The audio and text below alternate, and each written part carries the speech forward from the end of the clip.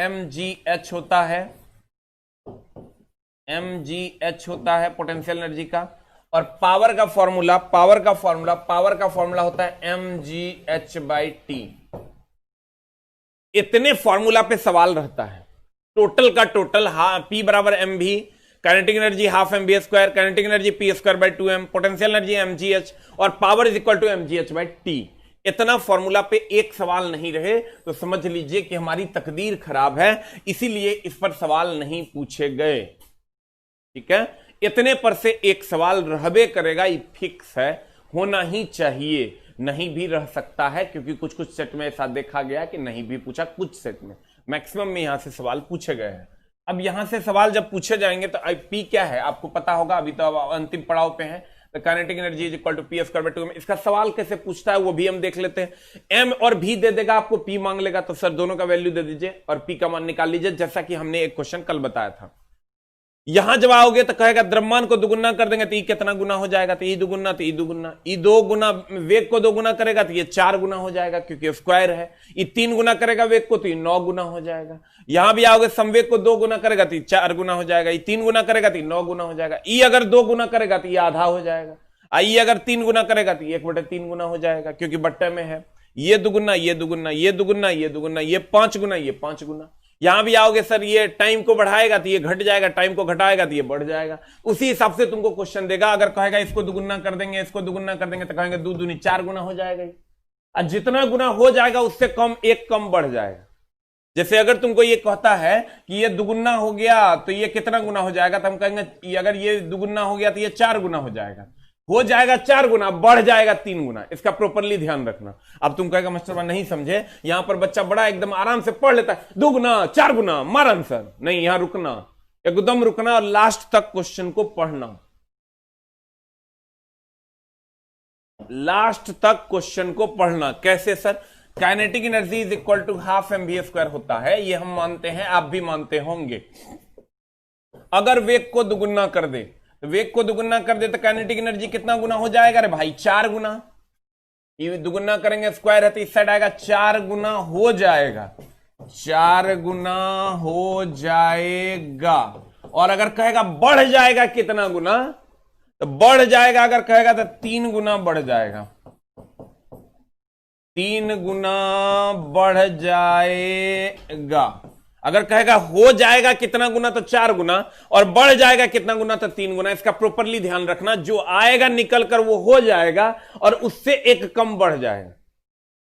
जो तुम्हारा वैल्यू निकल कर आएगा वो हो जाएगा। नहीं समझा? इस सब फॉर्मूला पर लागू होता है, यहां फंसना नहीं। ना तो तुम लोग क्या करते हैं, ओ 2 गुना, ओ 4 गुना, मार आंसर, गड़बड़ हो जातो, मामला गड़बड़ा जातो। तो एक लाइन में जो कह रहे हैं वो सुन। कहने का मतलब यह है अगर ये 2 गुना होगा तो ये 4 गुना होगा, लेकिन होगा 4 गुना, अब बढ़ेगा उससे एक कम 3 गुना। एकदम प्रॉपरली ध्यान रखना, you will get the answer. हो गया? अगले क्वेश्चन में चले। इस टाइप के सवाल तुमको हर जगह पूछेंगे जाएंगे। यदि किसी गतिमान वस्तु का संवेग p एवं द्रव्यमान m, तो p एवं m पदों में गतिज ऊर्जा का मान क्या होगा? एकदम ध्यान से मारना। p स्क्वायर इंटू m है, यहाँ p square by m square है, p स्क्वायर बाय 2m है, और यहाँ p स्क्वायर बाय m है। आंसर D फॉर डॉग हो जाएगा, कुत्ता। p स्क्वायर बाय 2m एकदम खाली जैसा तुम सोचता है वैसने रहता है, जैसा तुम सोचता है वैसने रहता है। एकदम जरा सा मिस करेगा गुना बट्टे स्क्वायर में तो मामला गड़बड़ हो जाता है। चला तोरा लगेगा ना सबसे इजी क्वेश्चन, सबसे घटिया मार के आए, तो मार के नहीं आए हैं, मरा के आए हैं, मामला गड़बड़ हो जाता है। एकदम ध्यान से मारना, एकदम अस्थिर से मारना। ये पी स्क्वायर बाय 2m जैसे लड़का को ओ P square by 2m, P square by 2m, P square by m मार के चलाता है, कुछो मार के चलाएगा। लेकिन चोटमलू जानता नहीं है कि यहां पर मामला यहां पहुंचेगा और यहां पर कहीं ना कहीं वो फंस के चलाता है। तो थोड़ा सा सर आप फंसिएगा नहीं, मामला आपका एकदम बचा हुआ रहे। इस पर प्रॉपरली ध्यान देना, एक एक क्वेश्चन पे प्रॉपरली ध्यान देना, क्योंकि अब जो क्वेश्चन पूछने का तरीका है वो थोड़ा सा अलग हो चुका है। आते हैं सर क्वेश्चन की दुनिया में। क्वेश्चन नंबर नेक्स्ट कहता यदि एक जहाज, देखो हम बोले तो रहा इतने फॉर्मूला फिक्स है, इतना फॉर्मूला से एक सवाल अगर नहीं है तो तोहर तकदीर खराब है। ग्रुप डी में तो एकदम फिक्स है, एनटीपीसी में भी सर चूंकि 15 क्वेश्चंस रहते हैं, इट में भी के वेरी करे, लेकिन सर लगभग तूने तो तोहर पड़ोसिया के सेट में इतना से एक सवाल रहबे करेगा, फिक्स है। एक और जोड़ सकता है इसमें, W बराबर एफ एस कॉस थीटा, ये भी पढ़ा होगा तुम। इससे तो बाप रे घिना के पूछा, खाली इससे सर ग्रुप डी एनटीपीसी पिछला बार का लगभग 125 क्वेश्चन पूछा है। एफ दे दिया, एस दे दिया, थीटा दे दिया है और डब्ल्यू मांग रहा है। 125 क्वेश्चन एक से पूछा है, ठीक ना। एक ये पूरे से अगर कहोगे तो 200 प्लस क्वेश्चन पूछा है। तो सर सबसे हॉट टॉपिक होगा आपके पूरे एग्जाम में फिजिक्स से। तो W बराबर एफ एस कॉस थीटा की अगर हम बात करें तो अब यहां क्वेश्चन आपको अगर आप देगा तो कहता है कुछ मत करो सर, गिवन दैट निकालो। यदि एक हवाई जहाज 400 मीटर की दूरी, तो सर 400 मीटर की दूरी तय करता है और किया गया कार्य 200 जूल है, तो लागू किया गया बल क्या होगा? अगर सर 400 मीटर की दूरी है, 400 मीटर की दूरी है तो S बराबर हो गया 400 मीटर। एकदम सुपर रिवीजन आप कह सकते हो सर, सुपर रिवीजन आप कह सकते हो। 400 मीटर और यहां हो गया 20,000 जूल, यानी W इज इक्वल टू हो गया 20,000 जूल, 20,000 जूल।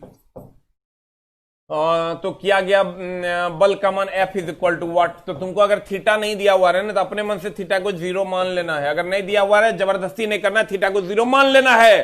तो बताओ क्या हो जाएगा? कुछ मत करना, W बराबर F S cos theta. W का मान दे दिया है 20,000, 20,000 is equal to F S का मान दे दिया है 4,000, 4,000 इंटू कॉस थीटा। इसको सॉल्व कर लो, कॉस थीटा के बदले कॉस 0 दे दो और कॉस 0 दे दोगे तो सॉल्व कर लो, you will get the answer. कितना आता है answer? A number 5 newton is the answer. एकदम इस पर सवाल नहीं रहे, ऐसा हो नहीं सकता। खाली कुछ बातों का ध्यान, अब देखो ये तो तुम जानता है कि सवाल नहीं रहे ऐसा हो नहीं सकता, लेकिन कुछ बातों का जो ध्यान रखना है वही मैं इस समय बताता हूं, जो तुमको एकदम ध्यान रखना है। खाली ध्यान क्या रखना है चला कि अगर थीटा दिया हुआ रहे तो ठीक है, नहीं दिया हुआ रहे तो 0 डिग्री मान लेना है अपने मन से। अगर थीटा की बात करें कि इतना डिग्री पर है तो ठीक है, और नहीं दिया हुआ रहे तो अपने मन से 0 डिग्री मान लेना है। तो W बराबर हो जाएगा एफ एस कॉस थीटा, ठीक है। दूसरा क्या ध्यान रखना है कि घर्षण के द्वारा जो किया गया कार्य है, तुम एकदम ढेर काबिल नहीं बनना है। घर्षण के द्वारा किया गया कार्य, एकदम आराम से चला, ठंडी है एकदम धीरे धीरे। घर्षण के द्वारा किया गया कार्य ऋणात्मक होता है, इसके लिए प्रॉपरली ध्यान रखना, ऋणात्मक होता। तो ऑप्शन को प्रॉपरली ध्यान में रखते हुए मारेगा कि अगर घर्षण के द्वारा किया गया कार्य है तो यह ऋणात्मक होगा। प्रॉपरली उस ऑप्शन को मारना, नहीं तो मामला गड़बड़ हो जाएगा। घर्षण के द्वारा किया गया कार्य ऋणात्मक होता, घर्षण के द्वारा किया गया कार्य ऋणात्मक होता। प्रॉपरली घर्षण के द्वारा किया गया कार्य ऋणात्मक होता।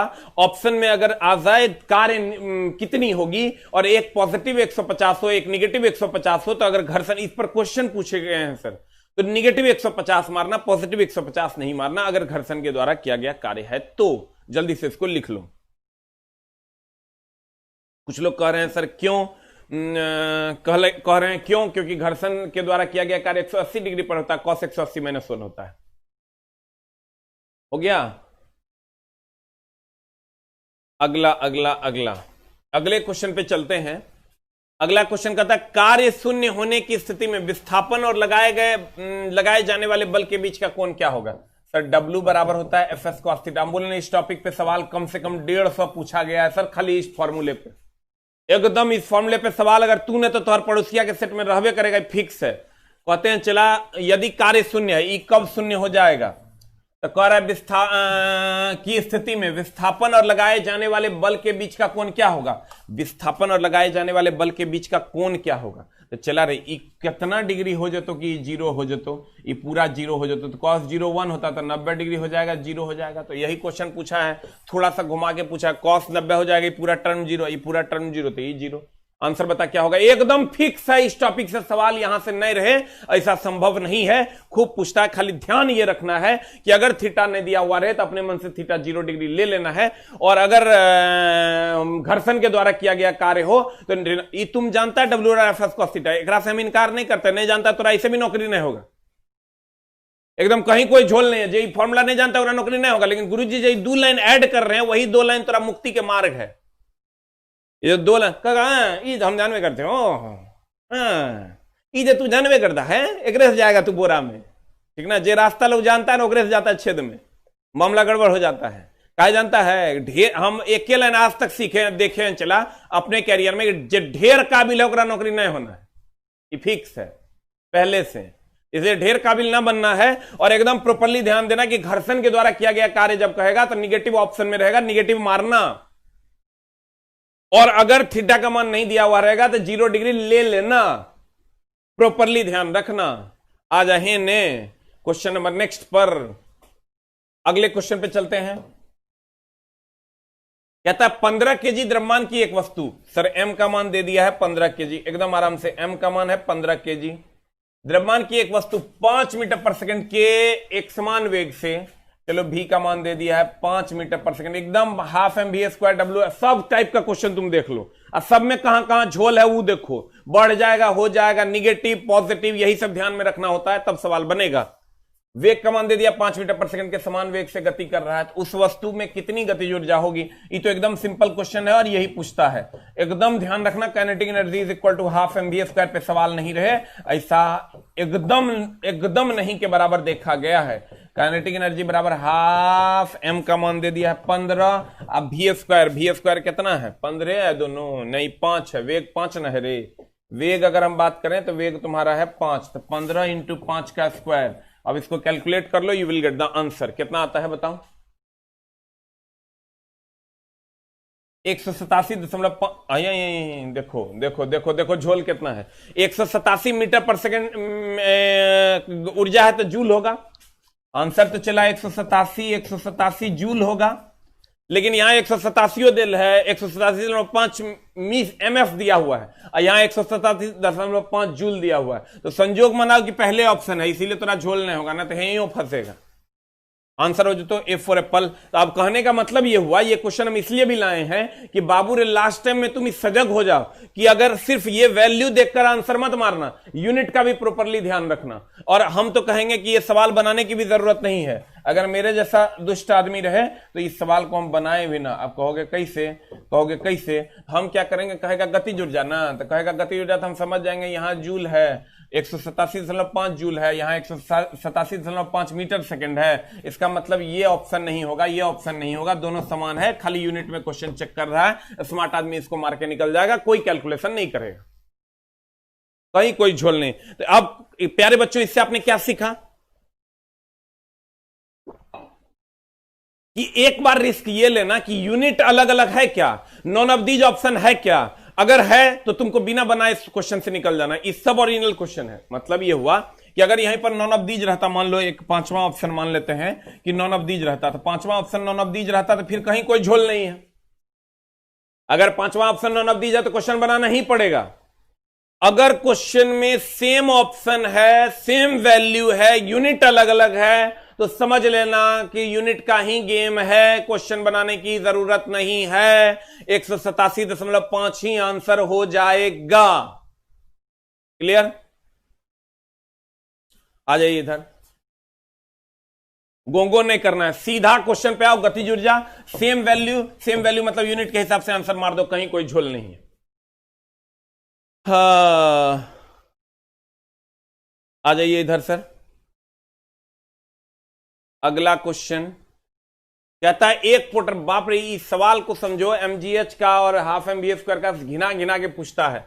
एक पोर्टर जमीन से 12 केजी सामान उठाता है, एम का मान दे दिया है चला 12 केजी, एम का मान दे दिया है 12 केजी, एकदम आराम से एम का मान दे दिया है 12 केजी। उसे जमीन से 1.5 मीटर उठाने में, एच का मान दे दिया 1.5 मीटर ऊपर उठाने कर सिर पर रखता है। उसके द्वारा किए गए कार्य की गणना करें। कार्य की गणना करें मतलब डब्ल्यू पोटेंशियल एनर्जी होगा इसमें। पोटेंशियल एनर्जी बराबर तुम जानता है क्या होगा, पोटेंशियल एनर्जी जब ये कह दे तो एम जी एच बोले तो एम का मान कितना है, एम का मान है 12, जी का मान तुमको 10 दिया हुआ है, एच का मान कितना दिया हुआ है, एच का मान दिया हुआ है 1.5। तो बताओ आंसर क्या हो जाएगा, पॉइंट उड़ा, 15 बार है, 15 बार है कितना 180 इज द आंसर। लेकिन हम थोड़ा एगो जुगाड़ देते हैं रूप, ये जो इतना तुम क्वेश्चन पढ़ेगा ना तो इसमें तो बहुत टाइम बर्बाद हो जाएगा। हम तो एगो चीज बताते हैं, इतना क्वेश्चन में लंबा लंबा छोड़ने की जरूरत नहीं है। ये जो क्वेश्चन पड़ेगा, एक पोर्टर जमीन से 12 केजी उठाता है और उसे जमीन पर 1.5 मीटर ऊपर उठाने में किया गया कार्य सामान रखने में फलनाने चिल्लाने ढकेलनाने। पढ़ते रह जाएगा क्वेश्चन, बिना पढ़े मारो ना खटाक से आंसर। बोलो कैसे, हम बताते हैं, रुको अगला सवाल बनाने दो, उसके बाद आंसर हम बता देते हैं कैसे मारना है तुरंत। अगला सवाल में चलते हैं। अगला सवाल कहता है 50 केजी भार का एक लड़का, चलो पढ़ लिए हम, m का मान है 50 केजी, भार का एक लड़का 45 चरणों की सीढ़ियां, फिक्स है सीढ़ी वाला सवाल था, घिना घिना आगे पूछा है। हमको लगता है 14 से 15 बार सवाल पूछा है। ठीक है, कहते हैं 45 चरणों की सीढ़ी है, 45 चरण की सीढ़ी है और 9 सेकंड में चढ़ जाता है यदि प्रत्येक चरण की ऊंचाई 15 सेंटीमीटर है, यानी h का मान है चला 45 गुना 15। देखो 45 चरण की सीढ़ी है, 15 सेंटीमीटर है, तो खाली ध्यान ये रखना यहां लड़का की करता है, जो ढेर काबिल है वो ढेर फंसेगा और कैलकुलेशन आने लगेगा 79/96। लास्ट में जो वैल्यू निकल कर आता है ना एग्जाम हॉल में, वो आता है 79/96, पता ही नहीं चलता मगधम आंसर आ काहे नहीं रहा है। यहां प्रॉपरली ध्यान रखना कि ये 50 केजी है, 45 चरणों की 15 सेंटीमीटर की सीढ़ियां है एक, और टोटल 45 स्टेप है, तो टोटल ऊंचाई हो गया 45 गुना 15, लेकिन ये सेंटीमीटर हुआ, इसको मीटर में बदलो, इसको मीटर में बदलोगे तो ये हो जाएगा भागा 100। ई करना ना भूलना। और जी का मान दे दिया है, जी का मान कितना दिया है 10 मीटर पर सेकेंड स्क्वायर, और टाइम दे दिया है तुमको 9 सेकेंड। अब तुमको कहेगा कि बताओ कैसे निकालोगे, तो कैसे निकालोगे, तो खट से देखो, क्या देखो, पावर निकालना है, कहता है उसकी शक्ति का पता लगाएं। हम बताते हैं वो जुगाड़ो तरह mgh/t कर दो, क्योंकि हमने कहा था कि इतने फॉर्मूला पे सवाल पूछवे करेगा, ये फिक्स है, इसलिए हमने सारे टॉपिक्स पे एक एक सवाल बताए हैं तुमको। P बराबर mgh/t एकदम फिक्स है, क्वेश्चन यहां से आना चाहिए। mgh/t, हम ये सब जो फिक्स बोल रहे हैं नहीं हो आ सकता है, हो सकता है तो हर सेट में नहीं रहे, तो सर कुछ नहीं करना है, P बराबर mgh/t, mgh/t कर देना है। m का मान दे दिया है 50, तो g का मान दे दिया है 10, h का मान हो गया 45 गुना 15 अब बटा 100, अब बटा t का मान हो गलो तोरा, t का मान हो गलो 9। अब सॉल्व कर दो, कितना आता है answer 375 what is the answer. रुक एकदम आराम से। अब तुम क्वेश्चन में जब जाओगे तो तुमको प्रॉब्लम क्या क्या होगा, और क्वेश्चन जो ये ऐसे तुम पढ़ते हो ना, 50 केजी भार का एक लड़का 45 चरणों की सीढ़ी 9 सेकंड में चढ़ जाता है, यदि प्रत्येक चरणों की ऊंचाई 15 सेंटीमीटर हो तो उसकी शक्ति का पता लगाए। तुम क्या करो, चला हम जो बोलते हैं वो पहले समझो। रुक जा ओ दिल दीवाने, पूछूं तो मैं जरा, देखो हम थोड़ा जे कहते हैं इसके सवाल को तुम कैसे बनाओगे एकदम आराम से। P बराबर m इंटू भी है, kinetic energy half mv square है, काइनेटिक एनर्जी p²/2m है, पोटेंशियल एनर्जी mgh है, और power is equal to mgh/t है, w is equal to fs cos theta है। इतना फॉर्मूला तो तुमको हर हाल में याद रहना चाहिए। अगर तुमको याद नहीं है तो कहीं पर भी जाओ और सारे फॉर्मूला का लिस्ट है उसको याद कर लो। मेरे बुक्स में मैंने भी पूरे फॉर्मूले के लिस्ट दे रखे हैं, उस लिस्ट को एक बार पढ़ जाइए, आपका काम हो जाएगा। ठीक है, अब ध्यान दो। अब मामला यह है चला कि जब यहां से तुम निकलते हो एकदम आराम से, इतना फॉर्मूला अगर तुमको याद है तो, और नहीं याद है तो मामला गड़बड़ है। यहां से जब तुम क्वेश्चन में निकलते हो तो ये तुम देख रहे हो कि फॉर्मूला जो है ना कहीं गतिज ऊर्जा का मान सीधा क्वेश्चन में ये देखो कौन सा सही है, तो हर काम हो जाएगा। लेकिन इसके लिए कॉन्फिडेंस चाहिए कि सही होगा। सर क्या करना है, तुम अपने अंदर ये कॉन्फिडेंस लाओ जो हम कर रहे हो सही है। तो क्वेश्चन सर एक लाइन समझ लीजिए, क्वेश्चन बनाने वाले का रिजल्ट नहीं होता है, क्वेश्चन टाइम से बनाने वाले का रिजल्ट होता है। क्वेश्चन बनाने के लिए तेरा घर पे दे देना तो 2-2.5-3 घंटा में तू सब क्वेश्चन बनाइए देगा, वो रिजल्ट नहीं होता है, क्वेश्चन टाइम से बनाने वाले का रिजल्ट होता है। तुम ये देखो कि सब में कौन सा सही है। हम P और M में क्या रिलेशन पढ़े, तो हमको पता है P और M में p²/2m पढ़े, इतना पढ़ने का जरूरत कहां, p²/2m मारना दो, आंसर ठीक हो जाएगा। लेकिन उसके लिए कॉन्फिडेंस चाहिए कि हम ठीक है काम कर रहे हैं एकदम। सर दोसर कोई उपाय नहीं सर, या तो आदमी होगा मेरे घर में, अन्याय शेर नहीं हो सकता है, ठीक से आदमी होगा। इतना कॉन्फिडेंस तेरे अंदर होना चाहिए कि कहेगा तुम्हारे घर में क्या नहीं हो सकता, कहेंगे शेर नहीं हो सकता है। तो ये सर इतना कॉन्फिडेंस होना चाहिए कि ये नहीं हो सकता है। उसके लिए तुमको क्या करना होगा, गौर फरमाना। जैसे ही क्वेश्चन देखो तुम खाली वैल्यू उठा लो, ये वैल्यू उठा लो 400 मीटर, 4000 मीटर, फिर उठा लो वैल्यू 2000 जूल, 20,000 जूल, ये उठा लो 20,000 जूल। एकदम पढ़ने ये जो पढ़ना, यदि एक हवाई जहाज फलना ना आधा बच्चा यही पढ़ता है, आई पढ़ते रह जाता है, टाइम हो जाता है खट्टाक, मामला हो जाता है गड़बड़, 90 मिनट पता ही नहीं चलता है कितने चल गया। तो जैसे ई है इसका मतलब ये एच होगा, और जैसे ये है एच या एस होगा, दो एक बात हो सकता है, या तो ये एच होगा या तो ये एस होगा, और ये 2000 जूल है, ये डब्ल्यू होगा। ऑप्शन देखो न्यूटन में है, इसका मतलब समझ लो एफ निकालने को आ रहा है। सर ये जो दिया हुआ है जूल, इसका मतलब ये डब्ल्यू है, और ये जो 4000 मीटर है या तो एच होगा, हाइट होगा, या तो डिस्प्लेसमेंट होगा। ऑप्शन में कह रहा है न्यूटन, तो बताओ कौन फॉर्मूला सूट करता हुआ दिख रहा है? डब्ल्यू बराबर एफ एस कॉस थीटा, खट से लगा दो आंसर। इतना लिखनो नहीं है, यो स्टेप को बाउंस मारो, सीधा लिखो 20,000 डब्ल्यू बने मन 20,000 बराबर एफ इंटू एस बोले तो 4000, इसको कैलकुलेट कर लो, you will get the answer. Cos theta को 0 अपने मन से मान लो। यहीं पर एक के लाइन में खत्म है कहानी। अगला सवाल, अगला सवाल, अगला सवाल, अगला सवाल में आओगे, कोई शून्य होने की स्थिति में विस्थापन और लगाएगा। जैसे यहां जैसे कह रहा है तुमको कि कार्य शून्य, तो जैसे कार्य शून्य, खट से तुम्हारा मन 90 डिग्री पर चल जाना चाहिए, क्योंकि कॉस के मान 90 डिग्री होगा तब 0 होगा, तो डब्ल्यू का मान 0 होगा। एकदम तोहर मन ओकरा पर चल ही जाना चाहिए, नहीं तो मामला हो जाएगा गड़बड़। अब आ जाओ अगले पर। अगला क्वेश्चन में जब आओगे, एकदम आराम से सर, अगला क्वेश्चन में जब आओगे, अगला क्वेश्चन में जब आओगे तो क्या कहता है? 15 केजी द्रव्यमान की एक वस्तु। तुम इतना पढ़ो मत, सीधा देखो ये 15 केजी, जितना भी इस टाइप का सवाल है इसको देखो, 15 केजी 5 मीटर पर सेकेंड। यहां देख लो भी का मान होगा, ये भी होगा ऑब्वियसली, क्योंकि मीटर पर सेकेंड में है।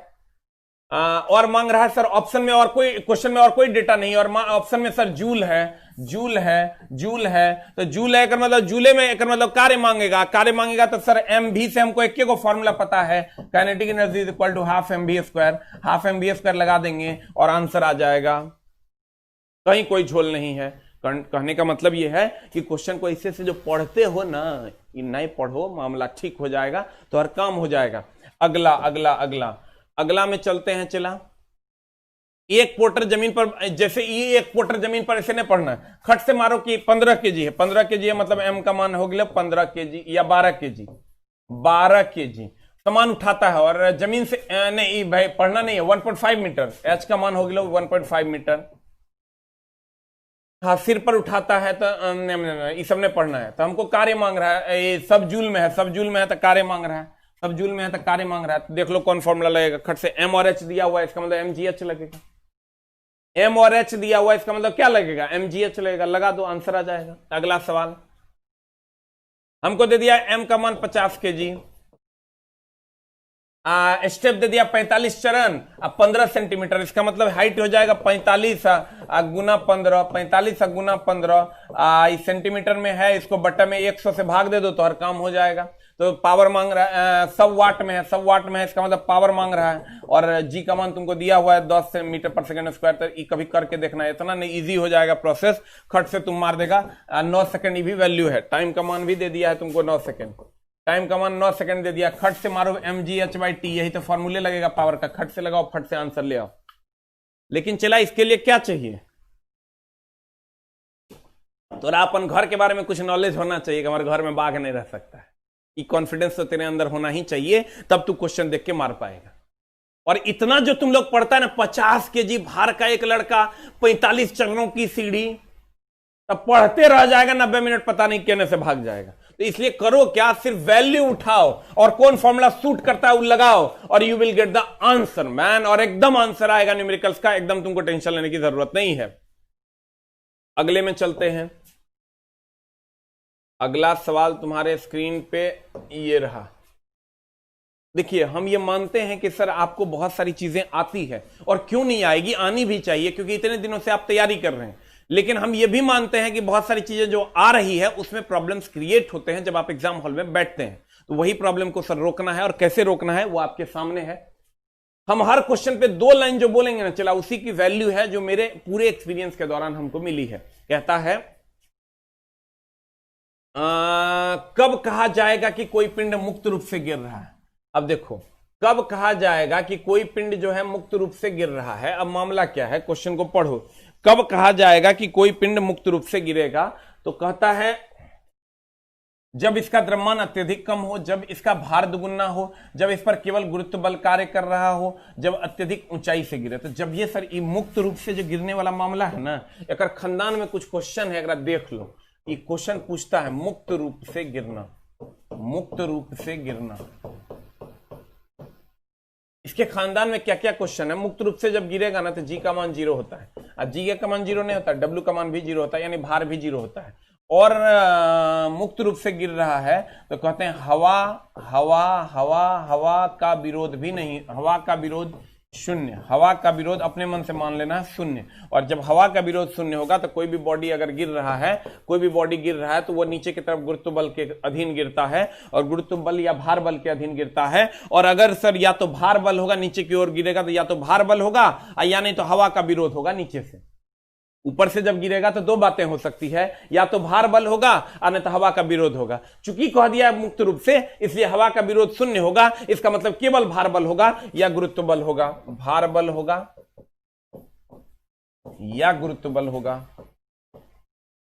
एक और जुगाड़ हम तरह बताते हैं, वहां से भी क्वेश्चन पूछे जाते हैं। अब फिर से समझ लो, मुक्त रूप से गिरना, मुक्त रूप से गिरना, तो मुक्त रूप से जब ये गिरेगा चला, इसका मतलब भार बल जी का मान 0, डब्ल्यू का मान 0, हवा का विरोध 0, क्योंकि मुक्त रूप से गिर रहा है, कोई हवा का विरोध नहीं होगा। क्वेश्चन ऐसा कहेगा तुमको, तो इसका मतलब भार बल या गुरुत्व बल ही केवल कार्य करेगा, हवा का विरोध नहीं कार्य करेगा। मुक्त रूप का एक एग्जैक्ट मतलब या रफली मतलब निर्वात भी होता है। अगर हम मुक्त रूप से गिरना और यहां हम कह दें निर्वात, तो ये भी यहां रफली मतलब होता है, एग्जैक्ट मतलब नहीं होता है, लेकिन इससे तुम्हारा सवाल बन जाएगा। जल्दी से लिख लो,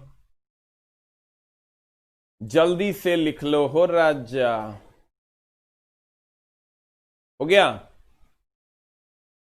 हो गया।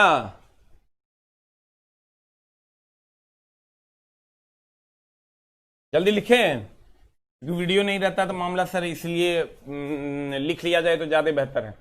कहता है कि कोई पिंड मुक्त रूप से गिरा, इसका द्रव्यमान अत्यधिक कम है, इसका भार दुगुना है, इस पर केवल गुरुत्व बल कार्य करता है। एकदम सर मुक्त रूप से गिरेगा, केवल गुरुत्व बल कार्य करता है। जब यह अत्यधिक ऊंचाई से गिरेगा तो मुक्त होगा। नहीं सर, आंसर बताइए क्या हो जाएगा। What is the answer, A की बी की सी। एक चीज और ध्यान रखिएगा भाई लोग, कि जब भी जी का मान 0 होगा, जी का मान 0 होगा तो डब्ल्यू का मान 0 होगा, जी का मान 0 होगा तो डब्ल्यू का मान 0 होगा, डब्ल्यू का मान 0 होगा, क्योंकि W is equal to M G होता है। और जी का मान 0 कहां कहां होता है, इसको भी प्रॉपरली ध्यान रखना। निर्वात में मुक्त रूप से गिरेगा तब, मुक्त रूप से गिरने पर, पृथ्वी के केंद्र पर, सब क्वेश्चन पूछा है, पृथ्वी के केंद्र पर, विषुवत रेखा पर, हो छोड़ो इन्हें पूछता, झूठे काहे लिखाएंगे तो और माथा के दर्द। पृथ्वी के केंद्र पर, निर्वात में मुक्त रूप से गिरेगा, इन जगहों पर। एक पूछता उन लिखेंगे अंतरिक्ष में, अंतरिक्ष में। इतना क्वेश्चन पूछता है एकदम प्यारे भाइयों, इसको एकदम नोट कर लेना कि जी का मान 0 होता है कहां कहां, निर्वात में, मुक्त रूप से गिरने पर, पृथ्वी के केंद्र पर और अंतरिक्ष में। इतने क्वेश्चन तरह पूछेगा। लव यू मेरा भाई लोग। हो गया, हो गया। इसका पीडीएफ ऑलरेडी दे दिया गया है, जहां पर लिंक तुमको दिख रहा है ऊपर में, जो तुमको लिंक दिख रहा होगा, उस लिंक में जैसे ही घुसेगा वहां पर फाइल में जाएगा और तुमको पीडीएफ मिल जाएगा। आंसर क्या हो जाएगा, सी फॉर कैट।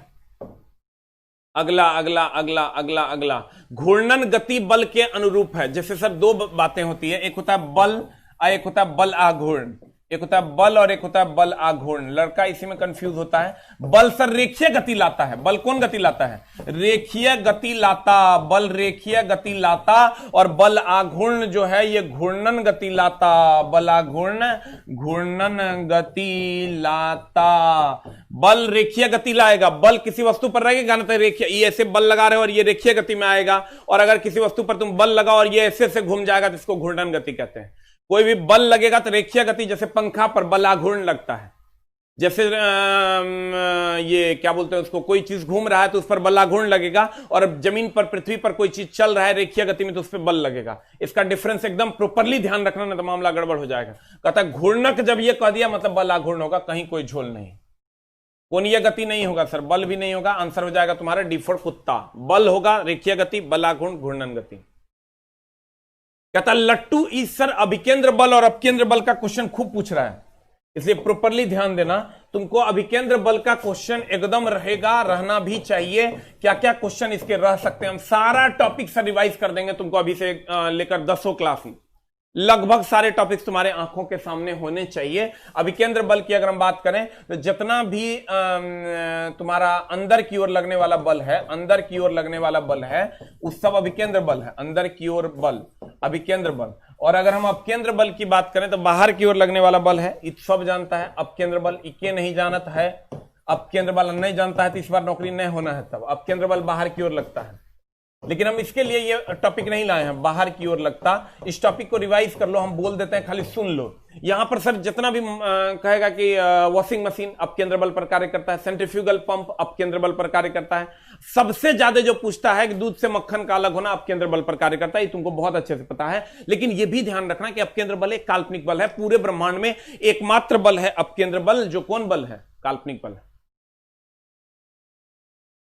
कहते हैं चला पूरे के पूरे ब्रह्मांड में एकमात्र बल है अपकेंद्र बल जो काल्पनिक बल है। पूरे के पूरे ब्रह्मांड में एकमात्र बल है अपकेंद्र बल जो काल्पनिक बल है। पूरे के पूरे ब्रह्मांड में एकमात्र बल है अपकेंद्र बल जो काल्पनिक बल है। ठीक है। और अभिकेंद्र बल की अगर हम बात करें, जितना अंदर की ओर कहेगा गाड़ी घूम रहा है वो अंदर की ओर लगने वाला बल, फलना बल चिलना बल, ये सब तुम जानवे करता है ऑलरेडी। लेकिन लट्टू घूम रहा है अपकेंद्र बल, जितना भी अंदर की ओर लगने वाला बल होगा अपकेंद्र बल। लेकिन ये प्रॉपरली ध्यान रखना कि काल्पनिक बल अपकेंद्र बल है।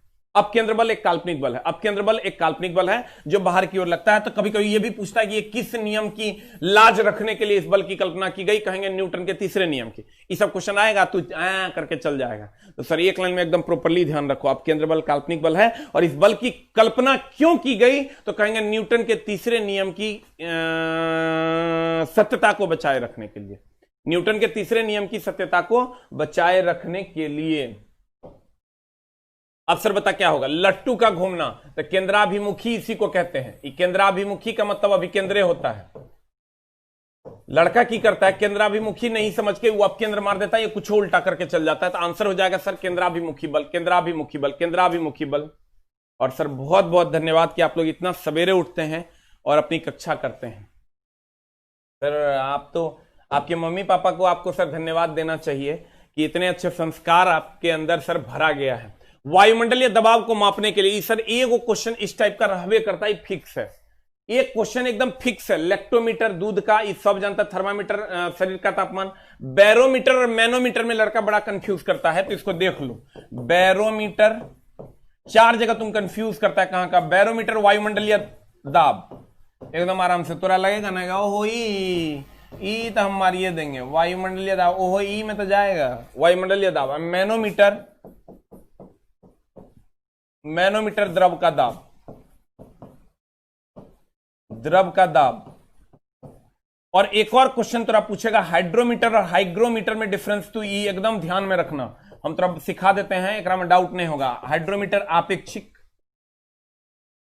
आपेक्षिक घनत्व, और एक होता है हाई। रुक हम तेरा बताते हैं, ढेर काबिल नहीं बनना। क्यों ई नहीं करना चला, हम तेरा ओकरे से बचा लेंगे। तू तो ई जानवे करता है, हम जानते हैं तू मेरा भाई है, सब पढ़ लिया है। लेकिन चला तोरा थनी गुरुजी पर भरोसा रखना, बहुत जगह से निकाल देंगे तुरा। अपेक्षिक आर्द्रता। देखो अब यहां पर क्वेश्चन कहां कहां फंसता है। ये इतने क्वेश्चन खूब पूछता है, खूब फंसता है बच्चा। चला रे ये कैसे नहीं फंसेगा? और उपाय हम बताते हैं। बैरोमीटर वायुमंडलीय दाब है, इसको प्रॉपरली देख लो। और मैनोमीटर द्रव का दाब नापता है, इसको भी प्रॉपरली देख लो। इन दोनों में नहीं फंसना, क्योंकि तुम गौर से देखोगे तो हाई कॉमन है। ये हाई और मीटर कॉमन है, हाई और मीटर कॉमन है। खाली यहां ड्रो है, यहां ग्रो है। हाइड्रोमीटर हाइग्रोमीटर, तो ड्रो अग्रो। तो तुम इसको ध्यान में रखना। ड्रो बोले तो ड बोले तो डेंसिटी, डेंसिटी बोले तो घनत्व। हम कैसे याद रखते हैं? हाइड्रोमीटर हाइग्रोमीटर, हाइड्रो ड डेंसिटी घनत्व, हाइड्रो ड डेंसिटी घनत्व, हाइड्रो ड डेंसिटी घनत्व। हम कहते हैं हाइड्रो हाइग्रो, हाइड्रो तो ड डेंसिटी, डेंसिटी तो अपेक्षिक घनत्व। ये हो जान, मजा आ रहा है? एकदम सर चला तो जे तू जानता है ना ओकरा पे खाली हम चमक चढ़ा रहे हैं और कुछ नहीं कर रहे हैं। तू जानता है, ये हमको पता है। हाइड्रो ड डेंसिटी घनत्व, हाइड्रो ड डेंसिटी घनत्व, हाइड्रो ड डेंसिटी घनत्व। तो सर इसको प्रॉपर्ली, मल्टीमीटर तो सब चीज नापता है। अगर मल्टीमीटर की बात करोगे, ये वोल्टेज भी नापता है, ये करंट भी नापता है और ये प्रतिरोध भी नापता है, तीनों नापता है। तो इसीलिए कहेगा कि बताओ इलेक्ट्रिशियन का हथियार कौन? तो मल्टीमीटर। इलेक्ट्रिशियन का हथियार कौन? मल्टीमीटर, क्योंकि ये तीनों नापता है। बताओ यहां आंसर क्या हो जाएगा? बैरोमीटर हो जाएगा। Barometer is the answer. Hydro ड डेंसिटी घनत्व, हाइड्रो ड डेंसिटी घनत्व, हाइड्रो ड डेंसिटी घनत्व। अगला क्वेश्चन आपके स्क्रीन पर ये रहा। जिन कहता है जिन जिन जिन जिन जिन जिन जिन जिन जिन तत्व जिनका द्रव्यमान संख्या एक समान हो, परंतु यहां से भी एक क्वेश्चन रहबे करता है, लेकिन यहां से थोड़ा सा क्वेश्चन को अब क्या किया है, मॉडरेट कर दिया है कि भिन्न परमाणु संख्या कहलाते हैं। तो चला रहे, आइसोटॉप का मतलब होता है समस्थानिक,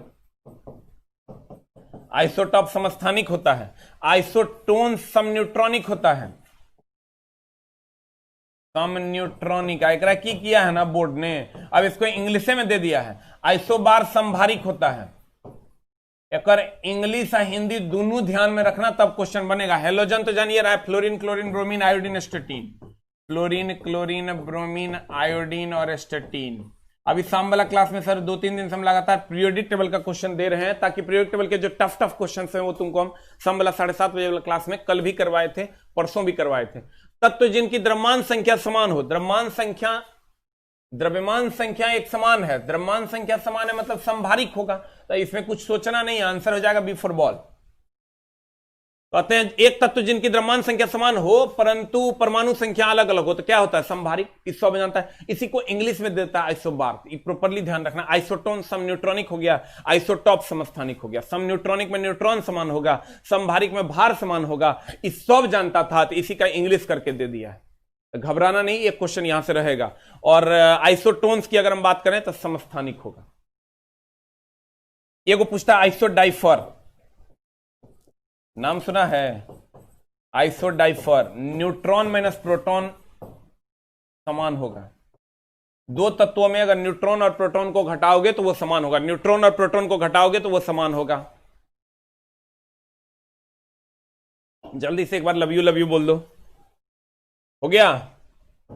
जल्दी से सर अगर आप हमको ढेर सारा प्यार देना चाहते हैं तो एक टाइप कर दीजिए, आपका प्यार हम तक पहुंच जाएगा और मेरा प्यार तो आप तक पहुंच ही रहा है sir. Love you all. Sir जब आप एग्जाम हॉल में जाओगे ना तो हम तो कोशिश करेंगे कि हर टाइप से क्वेश्चन एक एक करवा दें, लेकिन और आप पढ़िए, ये नहीं कि वहां से आगे गरियाना शुरू कर दिया, इसके जा पढ़ाया है ही हो गया। अरे चला तो हम दिखा देंगे क्वेश्चन टोटल इसी टाइप का पूछिए, हम बाबूजी घर से क्वेश्चन लाएंगे। जो क्वेश्चन है हम रिवाइज करवा रहे हैं कि कितना जितना क्वेश्चन अवेलेबल है उसमें कहां कहां बच्चा फंसेगा, वहां हम बच्चे को निकाल लेंगे। अब आ जाओ इधर, आंसर अगले क्वेश्चन की ओर। अगला एक तत्व की परमाणु संख्या किसके बराबर होती है? तो चला एकरा में एकदम डाउट मत करना। अगर कोई तत्व है x और यहां है प्रोटॉन की परमाणु संख्या z और परमाणु भार a, तो z बराबर होता है p बराबर होता है e, यानी परमाणु संख्या जो होता है वो प्रोटॉन के बराबर, वही इलेक्ट्रॉन के बराबर। लेकिन ये अगर रहेगा तो ये सेकंड ऑप्शन मारना और ये फर्स्ट ऑप्शन मारना, क्योंकि यहां पर तुम बड़ा डाउट खाता है। ये तुम्हारा सेकंड ऑप्शन होगा ई और ये पी जो होगा ये फर्स्ट ऑप्शन होगा, जबकि परमाणु संख्या प्रोटॉन के बराबर भी होता है, इलेक्ट्रॉन के बराबर होता है। दोनों ऑप्शन में रहेगा तो प्रोटॉन मारना, क्योंकि इलेक्ट्रॉन के भरोसा नहीं खे, इलेक्ट्रॉन कभी त्याग और ग्रहण भी कर लेता है। हम थोड़ा सा फास्ट भी कर रहे हैं क्योंकि बच्चे लगभग पढ़े हुए हैं, तो सर उसको थोड़ा सा फास्ट रिवीजन करना पड़ेगा। ठीक है, तो कहते हैं सर अगर आपको प्रोटॉन इलेक्ट्रॉन परमाणु संख्या है, ये जेड परमाणु संख्या है, इसका प्रॉपर्ली ध्यान रखेगा, परमाणु संख्या है। और अगर हम ए की बात करें तो ये परमाणु भार है, ए की हम बात करें तो परमाणु भार है, ए की बात करें तो परमाणु भार है। अब प्रॉपर्ली क्या ध्यान रखना है कि परमाणु संख्या जो है वही प्रोटॉन के बराबर, वही इलेक्ट्रॉन के बराबर। लेकिन चला अगर दोनों ऑप्शन में रहेगा तो इलेक्ट्रॉन नहीं मारना, क्योंकि इलेक्ट्रॉन त्याग और ग्रहण करने के बाद घट या बढ़ जाता है, इसलिए प्रोटॉन मारना। बता आंसर क्या होगा? What is the answer? आपका प्यार हम तक पहुंच गया है और जल्दी से आंसर बता दीजिए। इलेक्ट्रॉन और न्यूट्रॉन के बराबर, न्यूट्रॉन और प्रोटॉन के बराबर, न्यूट्रॉन के बराबर, प्रोटॉन के बराबर, आंसर होगा प्रोटॉन के बराबर। अगर प्रोटॉन नहीं रहता तब आंसर इलेक्ट्रॉन हो जाता, सेकंड आंसर। जी जनाब। एक क्वेश्चन यहां से एकदम फिक्स रहेगा, या तो तुमको दे देगा, देखो, या तो तुमको दे देगा न्यूट्रॉन निकालने के लिए, तो या तो न्यूट्रॉन निकालने के लिए, या तो प्रोटॉन निकालने के लिए, या तो इलेक्ट्रॉन निकालने के लिए, एकदम फिक्स सही क्वेश्चन देबे करेगा। परमाणु भार में से परमाणु संख्या फिक्स नहीं है, नहीं हो पूछ सकता है, ये कौन बात हुआ? हम काहे ये बात बोलेंगे बाद में गरियाने के लिए? हम तो सब टाइप के बता रहे हैं। हम आनी मुनी हम नहीं जानी, ठीक है? बोर्ड पागल रहता है, कुछ पूछ देता है। तो कहते हैं क्वेश्चन का लेवल बढ़ा दिया, तुम खाली क्लास कर लेगा, शाम में 7:30 बजे क्लास नहीं करेगा, मामला गड़बड़ भी करेगा। क्योंकि वहां वो क्वेश्चन हम करवाते हैं जहां पर सर बच्चों को, हम वहां पैसा थोड़े लेते हैं, वहां भी वैसे ही पढ़ा रहे हैं। अभी देखो सारे टीचर को चाहिए कि सर 1-1, 2-2 घंटा पढ़ाना चाहिए, लेकिन फ्री ऑफ कॉस्ट, ताकि बच्चों तक 15-20 क्लास में अच्छी चीजें पहुंच सके। लेकिन अगर जो नहीं पढ़ा रहे हैं, हमको उस पर बहुत गुस्सा आता है कि अगर आपके पास टाइम है तो जरूर 1 घंटा पढ़ाइए, ताकि आप बच्चों तक कुछ ना कुछ तो अच्छा पहुंचा पाओगे। तो कहते हैं चला यहां जब आओगे आप, तो यहां सेकंड और फर्स्ट में अगर हम बात करें, प्रोटॉन मारना, नहीं रहेगा तो इलेक्ट्रॉन मारना, और न्यूट्रॉन अगर कहेगा तो इन दोनों में से घटा देना, बड़का में से छोटका को घटा देना, न्यूट्रॉन निकल जाएगा। ये क्वेश्चन पूछा जा रहा है। अब आ जाइए सर, यहां एकरा में से एकरा घटा दोगे ना तो न्यूट्रॉन आ जाएगा, कहीं कोई झोल नहीं है। अगला अगला अगला, निम्न में से किस यौगिक में सबसे अधिक परमाणु होते हैं? हम गिनने के लिए बता दिए, इस टाइप के क्वेश्चन खूब पूछ रहे हैं, परमाणुओं की संख्या गिनने वाला। तो चला तू हमार अभी तक एक टाइपे कर रहा है ना, देखो ना, कहते परमाणु की संख्या सबसे अधिक, कुछ नहीं करना है, गिन लेना, 2 1 3 1 4 लिख भी लेना है, 2 1 3 या 4 1 5 2 7। हम बोले थे कैसे करना है, 1 1 2, जब ब्रैकेट वाला रहे 1 1 2 2 4 1 5। हम सोचो ये क्वेश्चन दोबारा लेके आए, इसलिए कि मेरी मजबूरी है कि कहीं ना कहीं ये सवाल खूब पूछ रहा है। अब बता आंसर क्या हो जाएगा? H2SO4 आंसर हो जाएगा, H2SO4। You will get the answer. Yes, B for ball, D for dog ने B फॉर बॉल। अगला सवाल, अगला सवाल, अगला सवाल, अगला सवाल आपके स्क्रीन पर ये रहा। NH4NO3 में नाइट्रोजन, लड़का आओ ना देखता था, नाइट्रोजन के प्रतिशत पूरा यादें रखने लगता है, 44% एकदम रजिस्ट्री है। कंपाउंड बदल जाए, यूरिया से अलग हो जाए, कोई फर्क नहीं पड़ता। लड़का कहता है नाइट्रोजन के प्रतिशत, ओहो 44% के नहीं है, मां कसम ऑप्शन ही नहीं है, तो चलो 40 मार देते हैं। मामला गड़बड़ हो सकता है, 40 ऑप्शन में रहे, आंसर रहे तो तुम्हारा ऑप्शन मारा जाए, लेकिन ऐसा होगा नहीं तो मामला सर एकदम गड़बड़ हो जाएगा और तू चल जाए, एकदम तुरा नहीं जाने देंगे, कहीं से चल जाएगा बोरा में, बोरा में तुरा एकदम नहीं जाने देंगे। तू मेरा प्यार है, तू मेरा पहला पहला प्यार है, मोहब्बत करते हैं हम तुमसे, खाली तू लड़का है इसलिए किस नहीं कर रहे हैं, बाकी तो मोहब्बत इतना है ना, दुनिया जहान को हम भूल गए। दादी मर गई है, होने हो रहा है क्रियाक्रम, हम है ना लंबा लंबा छोड़ रहे हैं, माने नहीं कर रहा है जाने का। सब कहता चल आओ, कैसन लड़का है, दादी मर गई है। अरे दादी मर गई है, यहाँ बहुते मर रहा है बिना बियाह के। दादी की तो अब होलो 110 11 12 गलो 112 साल में, अगर 111 साल में मरी है तो जब बहुते लड़का जो है माँ कसम एकदम बियाह नहीं हो रहा है बेचारा सबके। 2 दिन लेट से क्रियाक्रम हम जाएंगे, 2 दिन में तो करके चल आएंगे, लेकिन अभी समझो कि एकदम घर पे भयानक जरूरी है, लेकिन हम जा नहीं पा रहे हैं। बस तुम्हारी मोहब्बत को देख के कि चलवा हमारे फंस न जाए। NH4NO3 में नाइट्रोजन का प्रतिशत कितना होता है? देखो NH4NO3 की अगर हम बात करें, जे दे न चला, ये नहीं कि 44% को खोजने लगना, तुम लोग 44% खोजने लगता है तो वहां मामला गड़बड़ हो जाता है। NH4NO3 में अगर हम बात करें तो नाइट्रोजन, इसका द्रव्यमान पूरे का निकाल लो, द्रव्यमान पूरे का निकालोगे 14, हाइड्रोजन प्लस 1 गुना 4 प्लस नाइट्रोजन हो गया 14, नाइट्रोजन का 14 होता है। ये मत कहना कहने से लाए, अंतिम घड़ी में ये नहीं पूछना चाहिए कि मरचा कैसन लगता है, पता चला मरने की घड़ी आ गई तो मरचा ये कैसन लगता है, तो वही बात हो गया। कर द्रव्यमान अगर तुम पूछ रहा है, कर मतलब अंतिम घड़ी में मरचाई के स्वाद पूछ रहा है, तो कहते हैं चला ऑक्सीजन, ऑक्सीजन हो गया 16 गुना 3, अब 16 गुना 3 बराबर हो गया, बता आंसर कितना होगा, ये द्रव्यमान कितना होगा बता जल्दी। हाँ ये द्रव्यमान हो जाए तो चला 80। अब 80 में देखो कितना है खस्सी, कहते हैं 14 दूनी 28, 14 दूनी 28, तो कहेंगे 80 ग्राम में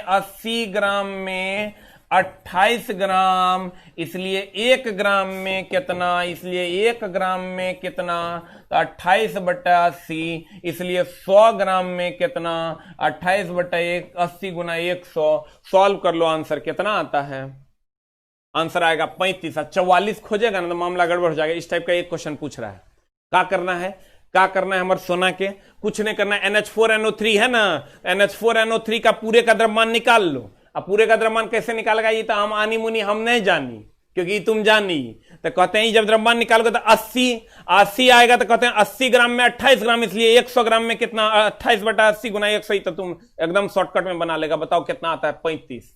ये जो तुम्हारा खोलता हुआ ABCD है ना चला, इसको कहते हैं खोलता हुआ खून। बस तुम्हारी उल्टी बाकी है, एक के बार जाके वो कंप्यूटर पे ऐसा उल्टी करना, मां कसम 100 में 80, 82, 86। खाली हमारा भूल ना जाना प्यारे भाइयों, एकदम ने भूल जाना। हमरा जान पता है कि बेटा बुढ़ारी में लती आएगा, बीवियों भगाइए देगी, क्योंकि चला अगर टाइमे नहीं देंगे तो ऑब्वियसली भगा देगी।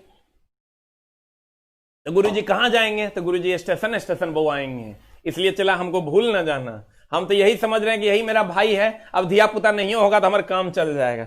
ऐसा नहीं कि छोटा धोखा दे देना, ना तो पता चला बुढ़ारी में गंजान।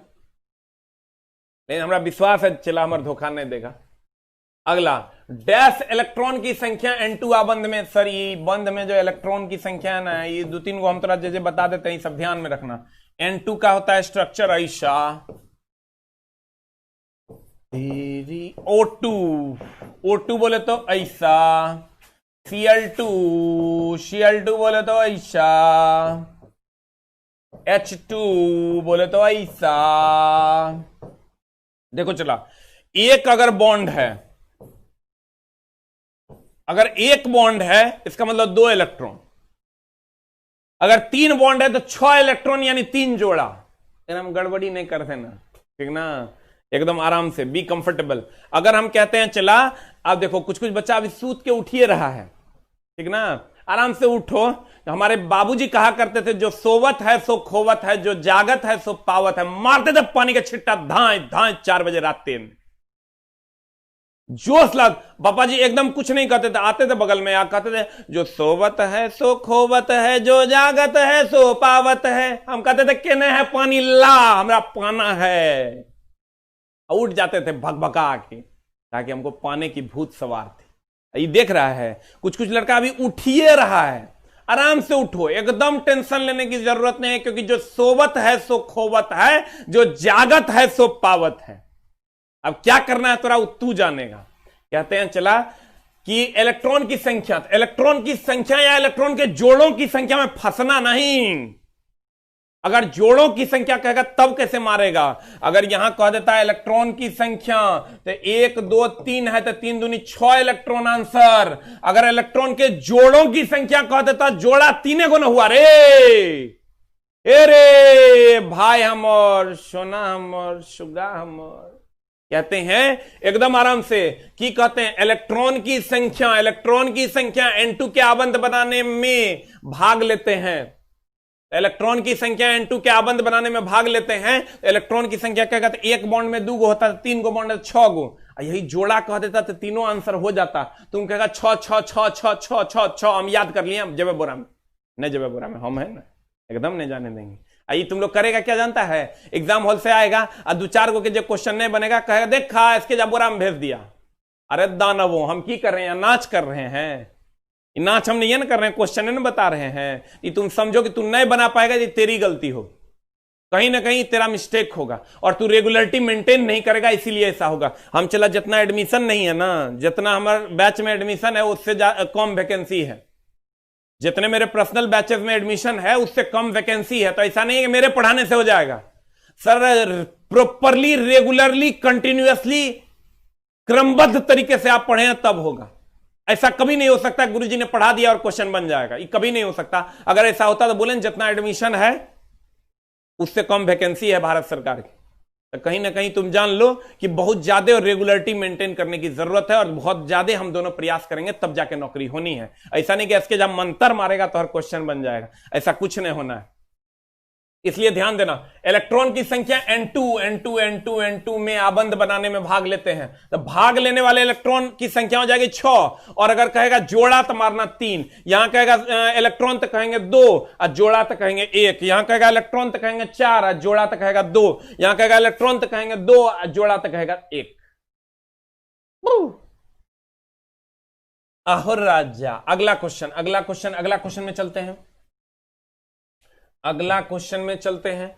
ई सर परमाणु रिएक्टर में मामला गड़बड़ करता है क्या क्या, क्या क्या पूछता है वो देख लो। ये एकदम तू ध्यान में रखो। परमाणु रिएक्टर के कुछ पॉइंट्स हम तुमको लिख देते हैं। परमाणु रिएक्टर, अभी हम डॉक्टर बने हुए हैं, चला एकदम पुर्जा जो लिखते हैं ना, ये एकदम समझो एक बीमारी बहुत लोग के ठीक हुआ है, तो ठीक होगा। वाह, एकदम आराम से। कहते हैं सर परमाणु रिएक्टर, परमाणु रिएक्टर की अगर हम बात करें तो परमाणु रिएक्टर में एक होता है नियंत्रित छड़, एक होता है चला नियंत्रित छड़। नियंत्रित छड़ होता है बोरोन और कैडमियम। एक होता है सर मंदक या विमंदक इसी को कहते हैं, या मॉडरेटर इसी को कहते हैं। इसमें होता है D2O और ग्रेफाइट। और सर एक आपको पूछेगा सीतक, सोडियम और पोटेशियम। रुक जो, ये जो नियंत्रित छड़ है ये न्यूट्रॉन अवशोषित करता, न्यूट्रॉन अवशोषित। ये जो मंदक है चला, इन न्यूट्रॉन धीमा, ये दोनों में बहुत बड़ा डिफरेंस है। ये न्यूट्रॉन को अवशोषित करता, ये न्यूट्रॉन को अवशोषित करता, ये न्यूट्रॉन को अवशोषित करता, ये न्यूट्रॉन को अवशोषित करता। और ये जो मंदक है ये मंदित करता, धीमा करता। ये शीतक तो ठंडा करता। पहले इसको लिख लो फिर बतिया लेते हैं। हो गया। अब देखो कुछ बच्चा कहेगा ना कि सर तनी स्लो है। अरे तू ही जानता है स्लो की होता, स्लो और फास्ट की होता। क्वेश्चन पढ़ दें, कंटेंट बढ़ाएंगे तो ऑब्वियसली तुमको नंबर्स ऑफ क्वेश्चन जोड़ता है। पढ़ न लो, एक काम करो, 1 घंटा अपना किताब खोल लो, 1 घंटा में खाली पढ़ते जाएगा, 300-400 पढ़ लेगा। झूठे आता है पढ़ने, क्या जरूरत है पढ़ने का? 1 घंटा में 300-400 क्वेश्चन पढ़ न जाओ। जब तुरा नंबर बढ़ाना है, नंबर बढ़ा के तू खुद को सेटिस्फाई कर सकता है, लेकिन सर अपने आप को नहीं। आप एग्जाम हॉल में आप अपने आप को सेटिस्फाई नहीं कर पाइएगा। नियंत्रित छड़ बोरोन और कैडमियम, मंदक D2O और ग्रेफाइट, और सीतक सोडियम और पोटेशियम। इसमें सर सावधानी क्या क्या रखनी है? सावधानी रखनी है, नियंत्रित छड़ न्यूट्रॉन को अवशोषित करता है, नियंत्रित छड़ न्यूट्रॉन को अवशोषित करता है। और बोरोन और कैडमियम जो है ये धीमा करता है। जो धीमा करता है वो अवशोषित नहीं करता, जो अवशोषित करता है वो धीमा नहीं करता। एक क्वेश्चन जब निष्कर्ष वाला बनाएगा तो वहां तुम्हारी हेल्प कर देगा। यही 2 लाइन। अब आओ चला क्वेश्चन में। अब यहां जाओ क्वेश्चन में, आंसर बताओ क्या होगा? आंसर बताओ, आंसर बताओ, आंसर बताओ क्या होगा? आंसर बताओ क्या होगा? कहता है एक परमाणु रिएक्टर में नियंत्रित रॉड यानी बोरोन और कैडमियम की रॉड क्या काम करती है? बता आंसर क्या होगा? कहता चेन रिएक्शन को नियंत्रित करने के लिए अतिरिक्त न्यूट्रॉन को अवशोषित करती है। प्रॉपरली ध्यान रखना, अतिरिक्त न्यूट्रॉन को अवशोषित करती है, धीमा नहीं करती। अब सर अन्य ऑप्शन तुम पढ़ लो, तुम्हारा एक भी ऑप्शन मैच नहीं करेगा। खाली ध्यान रखना, नियंत्रित छड़ अवशोषित करता और मंदक मंदित करता और शीतक ठंडा करता। और जो अवशोषित करता वो मंदित नहीं करता, जो मंदित करता वो अवशोषित नहीं करता। कथन और निष्कर्ष वाला क्वेश्चन में तुम्हारी हेल्प हो जाएगी। अगला अगला अगला निम्नलिखित में इस सर एक क्वेश्चन यहां से पूछवे करता है, जितना भी समस्थानिक है उसको एक बार देख लेना। हम मुंह से भी बोल देते हैं। देखो कोबाल्ट का उपयोग कैंसर, कौन से कोबाल्ट, कौन से कैंसर। आयरन हो गया तो एनीमिया, आयोडीन हो गया तो गलगंड, आर्सेनिक हो गया brain tumour, arsenic brain tumour, sodium हो गया रक्त का थक्का, सोडियम हो गया क्या? रक्त का थक्का। और अगर हम आयोडीन की बात करें गलगंड हो गया, यूरेनियम की बात करें नाभिकीय रिएक्टर, कार्बन 14 जीवाश्म की उम्र का पता। इतने पूछता है। ये सर के नहीं जानता है जग में, खाली 2-3 को जो तू नहीं जानता है, जो तेरा याद नहीं रहता वो हम बोल देते हैं। आर्सेनिक ब्रेन ट्यूमर और सोडियम रक्त का थक्का, आर्सेनिक ब्रेन ट्यूमर सोडियम रक्त का थक्का, आर्सेनिक ब्रेन ट्यूमर सोडियम रक्त का थक्का। बाद बाकी के नहीं जानता? आयोडीन घेगारो, आयरन एनीमिया, यूरेनियम नाभिकीय रिएक्टर, कार्बन जीवाश्म की उम्र का पता, कोबाल्ट कैंसर। के नहीं जानता है? सब जानता है, खाली 2 को नहीं जानता है, तुम याद नहीं रहता है। सोडियम हो गया तुम्हारा रक्त का थक्का के लिए, और आर्सेनिक हो गया तुम्हारा ब्रेन ट्यूमर के लिए। ये 2 को एकदम ध्यान में रखना तो हर काम हो जाएगा। कहता है निम्नलिखित में से कौन सा सुमेलित नहीं है? कौन हो जाएगा? आंसर बताओ। आंसर हो जाएगा D4 डॉग की, A4 एप्पल की, B4 बॉल। बता आंसर क्या होगा? कहता है कोबाल्ट 60 शरीर के अंतर्गत अर्बुद का उपचार। अर्बुद का उपचार सर की होता है। अर्बुद का मतलब ट्यूमर हो जाता है, अर्बुद का मतलब ट्यूमर हो जाता है। तो कोबाल्ट 60 तो कैंसर के उपचार में होता है, यही तो आंसर मिल गया। आयोडीन 131 थायराइड के उपचार में। अर्बुद मतलब बीमारी भी कह सकता है या ट्यूमर कहते हैं। आयोडीन 32 श्वेत रक्तता का उपचार में। और गोल्ड 198 रेटिना दोषों का उपचार। बता आंसर क्या होगा? What is the answer? A की, बी की, सी की, डी। आंसर क्या होगा बता? 17 का आंसर हो जाएगा सर A4 एप्पल। कोबाल्ट 60 शरीर के अंतर्गत अर्बुद यानी ट्यूमर का उपचार नहीं सर, कैंसर का उपचार में। बाद में देखो आयोडीन 131 तुम जानता है थायराइड क्या उपचार में, लेकिन आयोडीन 132 भी होता है श्वेत रक्तता के उपचार में। इसको सर एकदम हाईलाइट कर लेना। और गोल्ड 198 रेटिना दोष के उपचार में नया टाइप का क्वेश्चन है, इसलिए मैंने यहां पर सर तुम्हारे अंदर ऐड करने की कोशिश की है। The right answer is A for Apple. मनुष्य का पाचन डाइजेस्टिव सिस्टम को एकदम पढ़ के जाना, डाइजेस्टिव सिस्टम को पढ़ के जाना। यहां से मैक्सिमम सवाल पूछे गए हैं। यहां सर एकदम क्लियर है, मनुष्य का पाचन क्रिया कहां से स्टार्ट होता है, तो मुख से ही सब जानता है। अंत कहां पर हो जाएगा, तो अंत देखो ये मुख है, यहां मुंह से आएगा, मुंह से आएगा अमाशय में, अमाशय से आएगा अग्नाशय में, अग्नाशय से तुम्हारे यहां ये छोटी आंत बड़ी आंत होते हुए ये सर मलाशय से निकल जाता है। Digestive system is very very important, एकदम पूछेगा। और यहां पर कहेगा कौन सा अम्ल बनता है, यह भी पूछता है। हाइड्रोक्लोरिक अम्ल, हाइड्रोक्लोरिक अम्ल। मुख में कौन सा अम्ल होता है, पेट में कौन सा अम्ल रहता है, तो हाइड्रोक्लोरिक अम्ल। अगला कहता है दुग्ध प्रोटीन पचाने के लिए, दूध का ही क्वेश्चन खूब पूछता है। चला आंसर बता क्या होगा, आंसर हो जाएगा ए की बी की सी, आंसर हो जाएगा चला सी। अब सर इसके सारे ये एंजाइम पूछवे करता है, फिक्स है। पेप्सिन एंजाइम के बारे में, या भोजन में मौजूद प्रोटीन को पेप्टोन्स में परिवर्तित करता है, या सामान्य प्रोटीन का पाचन करता है, रेनिन या दूध में सब जानता है। इसकी दूध से इसकी मात्रा साबित होती है, इसके द्वारा दूध में मौजूद केसीन प्रोटीन एकदम हाईलाइट कर लो, पूछता है। पारा केसिनेट में परिवर्तित हो जाता है, ट्रिप्सिन या प्रोटीन को पेप्टोन्स में या पॉलीपेप्टाइड्स में परिवर्तित करता है। ये तीनों एंजाइम यहां से क्वेश्चन पूछे जाते हैं, एकदम ध्यान में रखना है, मामला न तक गड़बड़ हो जाएगा। तुमको क्या करना, जितना एंजाइम है उसको पढ़ लेना, जितना डाइजेस्टिव सिस्टम है उसको पढ़ लेना, कंकाल तंत्र पढ़ के जाना, ये 3-4 चैप्टर, कोशिका पढ़ के जाना, ये 4 चैप्टर को हर हाल में पढ़ के जाना। यहां से सवाल तुमको रहबे करेगा। अगला अगला अगला अगला अगला अगला अगला कहता है अगला कि मनुष्य के जीवन काल में दांत एकदम पढ़ के जाना। दांत से भी बहुत सारा सवाल पूछा है। बता मनुष्य के जीवन काल में अगर दांत की बात करें तो कहता है कि मनुष्य के जीवन काल में कितने दांत 2 बार विकसित होते हैं, एक बार दंती और द्विबार दंती जो होते हैं। एक बार दंती होते हैं 12 गो, और द्विबार दंती की अगर बात करोगे तो द्विबार दंती होता है 20 गो। एक बार जो दांत आता है मनुष्य के शरीर में वो 12 गो, 2 बार जो दांत आता है वो 20 गो। अब कह रहा है 2 बार, तो 2 बार कह रहा है तो आंसर हो जाएगा 20 गो। एक बार कहता है तो 12 गो। ये क्वेश्चन एकदम हर हाल। एक बार दंती का मतलब हुआ एक बार टूट जाएगा। कहता है वैसे दांत जो जबड़ों पर सिर्फ एक बार निकलते हैं, एक बार दंती, और जो 2 बार निकलते हैं द्विबार दंती, ये हो जाता है 12, ये हो जाता है 20। तो सर अगर आपको हर हाल में दांत का क्वेश्चंस पढ़ के जाना है, देखो क्या क्या बायोलॉजी में पढ़ के जाना, तुम्हें एक कोशिका पढ़ के जाना, एक डाइजेस्टिव सिस्टम पढ़ के जाना, एक कंकाल तंत्र पढ़ के जाना, और अगर हो सके तो थोड़ा सा पर्यावरण देख के जाना। वहां पर सर सवाल मैक्सिमम तुमको पकड़े जाएंगे।